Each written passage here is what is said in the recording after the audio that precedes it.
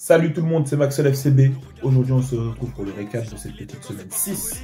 Donc, du 3 janvier, 3 février, excusez-moi, au 10 février. Le débrief de la semaine, c'est maintenant. Opinel Ocho, Opinel Hate, ramène qui tu veux, Opinel blesse, agressif comme Mathieu dit Blaise, si je dois le faire c'est que c'est pour le blé. On se retrouve une fois de plus sur le site de Footmob. On va accélérer rapidement. On va avoir du 3 au 9 février, excusez-moi, je dis du 3 au 9 février. Ce qui s'est passé, les classements, comment ça a bougé, les transferts, les dernières infos. Vous connaissez déjà le concept, vous le partagez, vous le likez, vous le commentez, et on est parti directement. Ok, ici on est là, tranquillement, un Chelsea-West Ham 2-1. Bien joué à Chelsea qui s'est géré. Bien joué à Chelsea qui s'est géré totalement. Du coup, Chelsea qui va, bon, petit résultat un peu, mais qui remonte ici dans ce top 4, et qui sort Manchester City de ce top 4, voilà, c'est très mérité. Newcastle aussi, on a envie de les voir dans le top 4, aller se battre pour ce top 4. On va regarder les transferts après. Et donc voilà, Chelsea 2-1 West Ham. Gijón 2-1 Las Palmas, pas très intéressant. La Lazio qui se gère ici. La Serie A, ça reste la même chose. Hein. Voilà, c'est ça le top 5. Top 6, top 7, voilà. Normalement, c'est pas censé bouger, même si des fois ça bouge un peu. Bologne qui monte un peu en haut. Et voilà, donc globalement, c'est ça. Le Napoli qui met une petite distance. Et voilà, c'est comme ça. Et voilà. Et Gijón, Las Palmas 2-1. Est-ce qu'on a vu? On guette un peu, ouais. Gijón, bon, c'est là. Las Palmas ici, voilà. Bon. Ils ont fait le match qu'ils devaient faire. C'est pas très intéressant. On passe directement à la suite. Du coup, mardi, c'était que les coupes. Hein. Que des coupes. S'il n'y a pas de classement à aller trop voir. Mais Lille qui s'est fait éliminer au pénalty par Dunkerque. Voilà, c'est un peu dur. Lille, qui est quand même une équipe qui est en LDC, qui a un bon parcours en LDC. Enfin, je dis ils ont un parcours, mais ils ont des bonnes victoires, qui a fini top 8 de la LDC. Donc c'est dommage toujours de voir des équipes de Ligue 1 comme ça, qui sont en LDC, être dans des classements bizarres. Tu vois, 37 points. Bon, ils sont quand même un peu loin de Marseille. Ils sont à 6 points, mais ils sont tellement loin du PSG. Lille aussi. Monaco, Lille, Brest, ils sont ici. Tu vois, ils sont tellement loin du PSG qui PSG n'assurait pas trop en LDC, mais en tout cas en Ligue 1, c'est les patrons. En France, vraiment, c'est les patrons. Et donc c'est dommage, tu vois, ici 2-1-3, même si 3 c'est une Ligue 2, je crois. Une N1, je sais plus. 2-1, c'est léger pour moi. Même si ici, par exemple, tu as qu'un 2-0 de la part du PSG face au Mans, Mans FC qui est une NAS 1. Donc voilà, c'est un peu léger, mais en tout cas, le PSG reste impérial. Il faut pas, tous les matchs ne peuvent pas être gagnés 18-0. Et eux, ils font le taf, tu vois. Mais ici, voir Lille éliminé, c'est un peu la honte. Atletico 5-0, Getafe, on a débriefé le match, ils se sont fait casser la gueule. Et voilà, c'était très propre. L'Atletico a bien joué, Julian Alvarez, tout ça, tout ça. Bologne 1-0 là, Atalanta. Et voilà. Ok, j'avais pas suivi. Mais en tout cas, Atalanta éliminé. Pourtant, Atalanta, c'est assez fort en Serie A, mais ok. Il y a des petites surprises, ok. Atalanta qui sont fait éliminer. Okay. Et Stuttgart qui 1-0 à Augsbourg. Voilà, tranquillement, ça ne nous intéresse pas plus. C'était logique. Du coup, on continue en France. En France, il n'y a pas eu de match intéressant. Donc ça, voilà, ça c'est les résultats. Vous regardez vous-même, mais je ne vais pas parler de ça. Donc juste le D0 Toulouse, renvoi Toulouse, très pourri.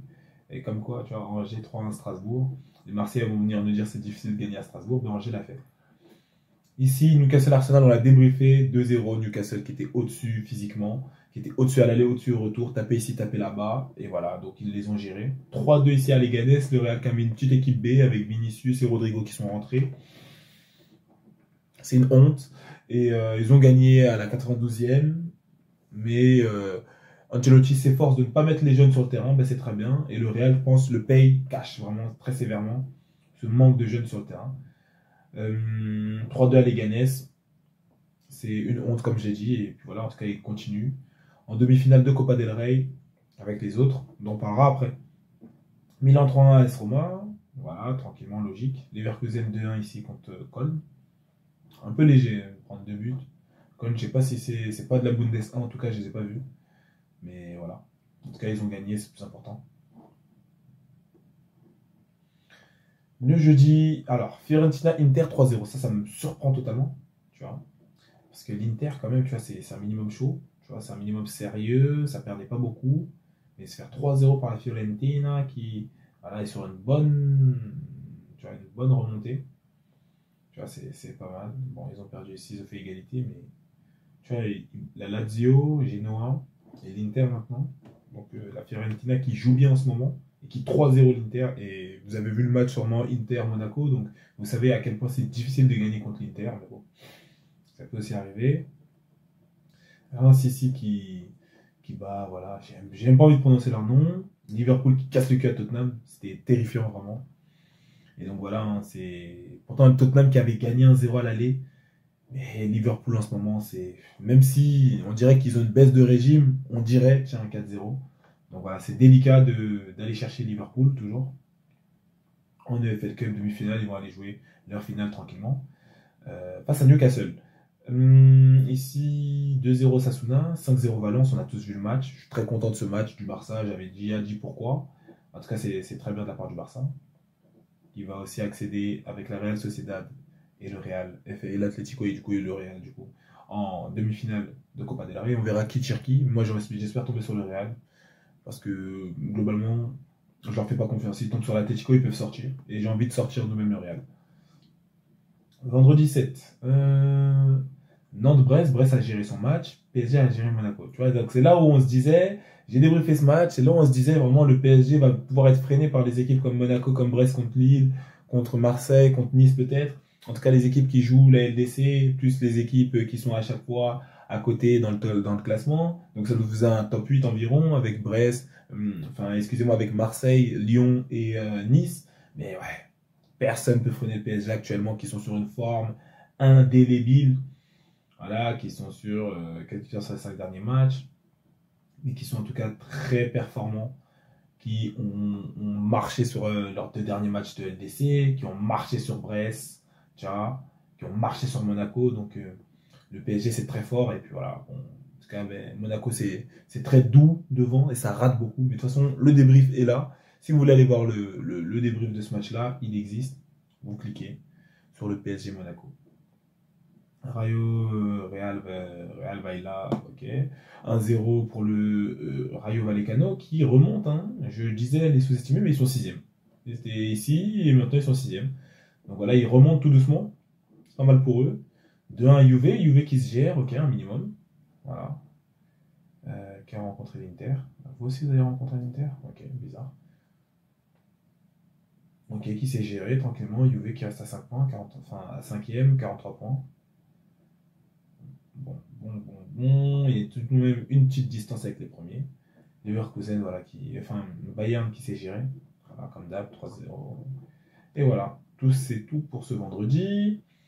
Pour samedi, allez, 2-0 Nice. Voilà, 2-0 Nice qui permet à Nice de se maintenir quand même dans un classement, voilà, dans un top 3, 37 points. Ils ne sont pas trop distancés. Par l'OM, hein, je parle, le PSG est ailleurs et joue tout seul. 2-1 Lille, vraiment c'est compliqué, hein. C'est compliqué ces équipes-là. Tu vois, ils perdent ici 35, ils auraient pu être à 38 s'ils gagnaient, être 3e. C'est toujours ces défaites comme ça, bizarres, frère, contre des équipes qui sont relégables, qui tu comprends pas, et ils vont être relégués globalement le Havre, mais tu vois, c'est une équipe de Ligue 2. Mais globalement, tu comprends pas, et après ça fait des choses comme quoi le PSG a plus 15 de vous. C'est dommage, et ça devient irrattrapable. Rennes ici 2-0 Saint-Étienne. Ok. Celta Vigo, 3-2 Real Betis. Voilà, Bilbao qui se gère 3-0 Gijón. Villarreal qui s'est géré également. Et le derby de Madrid qui a fini sur 1-1, arrangeant bien les affaires, excusez-moi, du Barça. Donc ça c'est le classement pour la Liga. Du coup il reste à 59, 50, 49 et du coup Barça 48 avec sa victoire qui a eu lieu hier du coup. Voilà, ok, ils sont pas mauvais, tu vois. Les deux ont fait leur victoire. Donc ils suivent, même s'ils sont un tout petit peu distants, tu vois. 44, 50, c'est 6 points, c'est 2 victoires. Et l'autre, il faut qu'il floppe. Là, ici, c'est un peu plus, tu vois, c'est à 3 victoires, une égalité. Mais c'est pas très loin, donc en tout cas, il y a un top 5, il y a 10 points d'écart dans le top 5. C'est assez resserré, vu cette ligue de clowns là-bas qu'est la Liga. Mais en tout cas, c'est assez resserré. 1-1 ici, on avait vu le match et voilà, c'est une très mauvaise prestation du Real Madrid ici, qui s'est foutu de la gueule des gens. Atletico plutôt organisé, comme j'ai dit. Rien d'autre à dire de plus. Atalanta 5-0 ici, donc ça c'est pas mal. Ici, match de boxeur, apparemment, à ce que je vois, 2-0. Et ici, 1-1, du coup, Atalanta. 50 points, ok, il rattrape tout doucement. Plus qu'à 5 points du Napoli qui a fait son draw ici. Voilà, 5-0, 54 buts marqués, plus 28. Ok, ok, ça reste quand même eux les boss, hein, l'Inter. Ok. Ici, qu'est-ce qui s'est passé? Dortmund qui a perdu. Eh bah, surprenant. Dortmund qui perd. Donc Dortmund qui reste 11e, c'est ça? Voilà. Voilà, des défaites. C'est waouh. C'est oh, quelle honte. Alors, Dortmund qui a changé de coach hein, d'ailleurs. Donc ça veut dire. Voilà. Fribourg ici. Union Berlin pas mal. Mayence, voilà. Bon. Ils sont forts contre les forts, j'ai capté. Le style. 0-0 Wolfsburg ici. Wolfsburg ça joue pas mal. Hein. J'ai capté une partie du match. Pas tout. Mais ça joue pas mal. Et ici, ok, 1-1 contre Francfort. Du coup, ça donne quoi un peu en Bundesliga? 50 points, 54 points pour le Bayern München. Ok, 46, voilà, ça commence à se creuser. Hein. Plus 8. Ici, plus 7. Voilà. Plus 3. Et après, voilà, c'est à côté. Et as ici, tu as un plus 8, plus 7. Donc ça veut dire, bon, il y a lui qui joue tout seul, puis lui qui essaye de le suivre quand même. Et après, tu as le reste un peu. Mais voilà, c'est reparti pour les années où le Bayern touche vraiment cette Bundesliga assez rapidement. Et du coup, hier, il y a le 2-0 Angers-Marseille qui avait fait égalité contre Angers, qui avait perdu des points bêtes et qui avait laissé le PSG s'envoler. La Marseille est dans une autre dynamique, c'est pas mal. Strasbourg, bon. Montpellier, on est avec vous les Montpelliérains, mais c'est trop fort pour vous un peu Strasbourg. 2-2 Auxerre-Toulouse, 4-0 Lyon-Reims, ok. Surprenant de la part de Lyon. Ils sont où? 6e, 33 points, ok. 4-0, ok. Ils vont toucher Montpellier, donc il y a moyen de continuer à faire des points. Marseille ici, voilà, bon, qui reste quand même à plus 10. Et le PSG ne freine même pas contre les grosses équipes. Donc, compliqué de se dire que Marseille va peut-être rattraper le PSG. Au mieux si vous allez chercher une victoire contre eux, mais ça me paraît très très impossible, sans manquer de respect aux Marseillais. Voilà. Et du coup, on passe aux autres championnats. 4-1 Séville, donc le Barça qui s'est géré, le débrief est juste là, hein, vous l'avez. Voilà, j'étais assez content, pas qu'on prenne un rouge, mais la manière dont on s'est géré à 10 contre 11, donc voilà. Ça montre que le Barça aussi évolue et dans une nouvelle dynamique. Le Barça ne perd plus forcément à 10 contre 11. Le Barça peut marquer à 10 contre 11. Le Barça peut posséder le ballon à 10 contre 11. Et donc voilà, donc déjà, c'est pas mal. Le Barça n'est pas obligé de prendre des buts à 10 contre 11. Malheureusement, on prend toujours un but, tu vois. Bon, c'est comme ça, mais on est en train de s'améliorer, c'est le plus important. La Sociedad 2-0, l'Espagnol Barcelone. Valence 2-0, les Ganes. Ils reprennent un peu de couleur après les deux raclés qu'on leur a mis. 1-0, Retafe à la baisse. Excusez-moi, Liga c'est ici. Du coup, voilà, ça vous donne ce que j'ai dit. Hein. Eux deux font égalité, nous on fait une win. Bah, du coup, voilà, on n'est plus qu'à 1, plus 1, plus 1. Voilà. Et on joue tous ensemble. Et la prochaine rencontre, voilà. Ils touchent Osasuna, ils touchent Celta et nous on touche le Rayo. Donc il faudra encore bien se comporter parce qu'ils sont juste ici. Eux, ils ont 2 victoires normalement faciles, mais voilà, à nous de porter nos couilles pour rattraper, c'est tout. Et du coup, le Napoli qui a fait 1-1. Ok, c'est pour ça qu'ils ont freiné. Bologne aussi qui a fait égalité. La Lazio 5-1. Rome 1-0. Ok, 2-1. Parme. Voilà, donc le Napoli toujours plus 4. L'Inter qui suit tout de même. Même si la loose, voilà, bon, c'est compliqué. Voilà. Ah, la Lazio qui doit toucher le Napoli. Et donc ça va être intéressant de voir ça. Et la Juve qui doit toucher l'Inter aussi. Ok. En Bundesliga, Leipzig qui 2-0 St. Pauli. 2-2 kills contre Mochu. Du coup, ça me donne quoi?